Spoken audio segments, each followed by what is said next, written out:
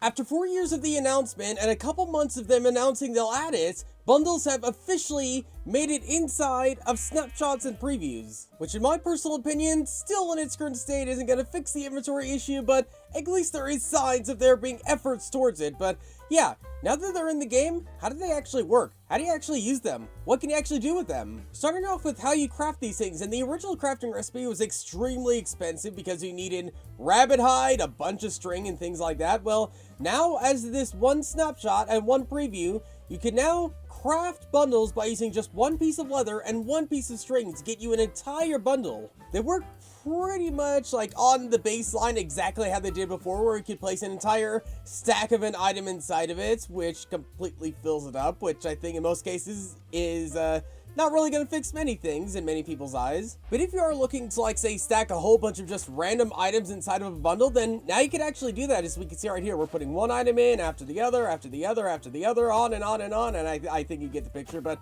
yeah, now we have a whole bunch of items. How do we actually get them out? Well, for me on PC, if you just right-click them, then the top item will always come out first, as from what I've seen personally. And yep, now we're getting the enchantment table. We should be getting the jukebox, and then on and on and on as we're gradually getting all these items out. But there's also another way in actually getting all these items out, because if you want to just do it like outside the inventory, then you could do that by right-clicking the bundle, and then every single thing will just pop out immediately right on the floor, which makes a bit of a mess and makes a bit of an issue when you actually have to pick it up in the case you are having inventory problems and stacking a whole bunch of items inside.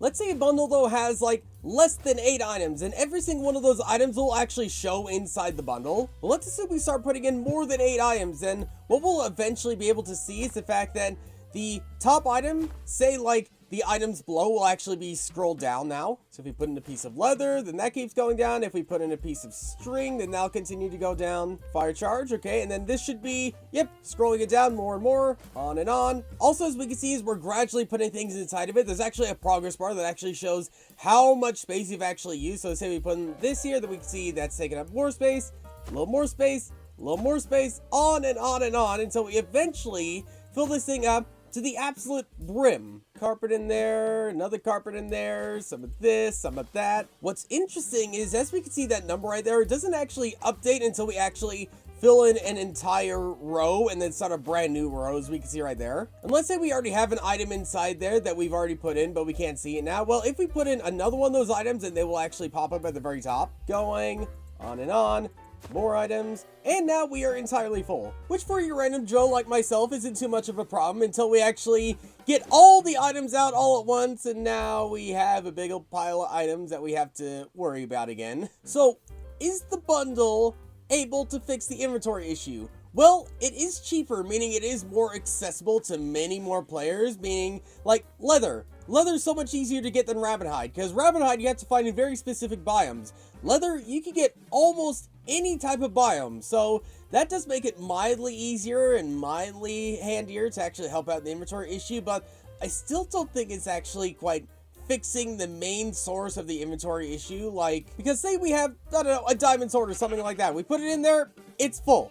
It's 100% full. That's it. We can't stack anything else in there. So there's probably a few other fundamental things that need doing to fix the inventory issue, but bundles do have the potential in actually fixing it. Maybe instead of it being 64 items, it could be maybe even just 128 or 192 at most, or something like that. Whether it be through enchantments or using more leather or something like that, there should be a way to expand the amount of stuff this thing can actually hold, while still not negating the things such as shulker boxes, ender chests, and everything like that, because 3 items is definitely a lot less than 27 items. So there's still going to be room for shulker boxes, there's still going to be room for ender chests. There's just going to be a mildly better way at actually storing a bunch of items with the bundle. But again, at present, it's a good start. It's a little bit better. It's just not gonna fix the main source of the inventory issue. And maybe the developers know that to an extent, because even though bundles have finally seen some change and some additions to it,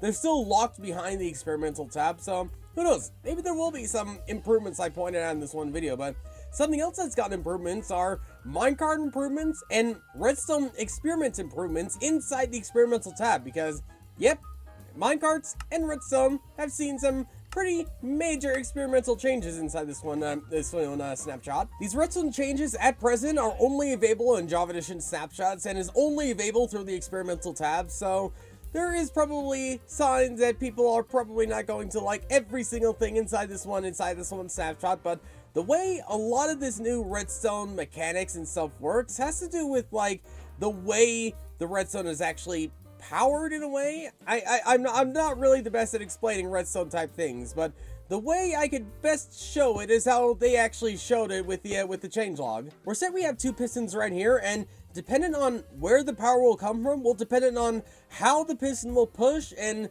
how random a piston might push. Because say we power it from like on this side, well, because that single strength is much closer to this piston, that means that that piston every single time will activate. Say we have one on this side, then every single time this piston will activate.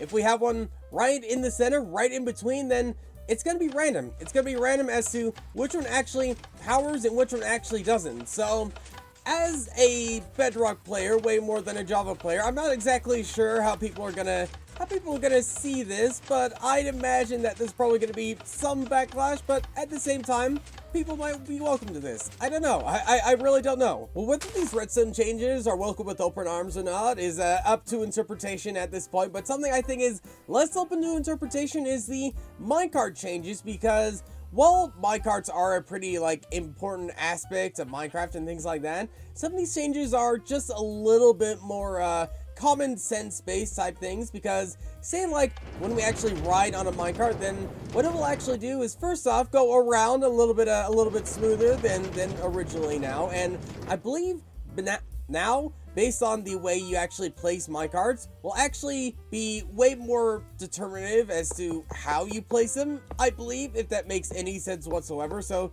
say instead of like these two lines connecting with each other, which they actually accidentally kind of did still, I believe now that effect is actually way less common now, as we can see right here. So now you should have a much easier time in actually placing down your minecart rails and things like that, and have a much harder time at actually getting derailed. And something you might have a much harder time in doing also is trying to place minecarts in the exact same place when there actually already is a minecart there, because we have one there and now we can't place any more down there. That's as many as we can place down there. There's definitely ways of getting around it, say with that. Okay, not exactly like that. Come on, down you go. There you go, there you go. And if we just look at the animation, again, I'm not much of a Java player, but I believe this is a brand new type of like way the minecarts actually go down and up, as we can see on type of rails. Also, I'm not exactly sure how to show this, but according to the changelog, minecarts actually jump a lot better now. Maybe this has something to do with slime blocks, maybe, potentially.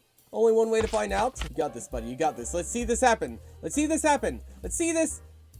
That didn't really bounce that well. Okay, I don't exactly know what they mean by that, but I'm sure someone else will be able to figure that out. Also figuring out how mobs actually are much more capable in actually getting inside of minecarts now, as we can see right here. So if I actually put one down here to actually start moving it, then okay, that was a bad example, but say it's actually on the rail, then as we can see, it's getting in there much easier than it did before. Probably if you were a Java player, you might have noticed something different there. So will all these experimental changes make it into the actual base game? Well, bundles definitely will. The redstone changes, I'm not 100% sure. Minecart changes, I'm half sure. I'm more certain that I am with the redstone, at least. We'll just have to wait and see with your reactions with all these very possible controversial changes. We'll have to see, we'll have to see. Well, however you Java players thinking about that, there's one big parody feature which I'm sure you Java players have been waiting to see from Bedrock Edition for literal years at this point. Yes, there it is. It's finally here. Big Salmon has finally made it to Java Edition. This is the greatest snapshot we have ever seen in the history of mankind. Swim, my friend.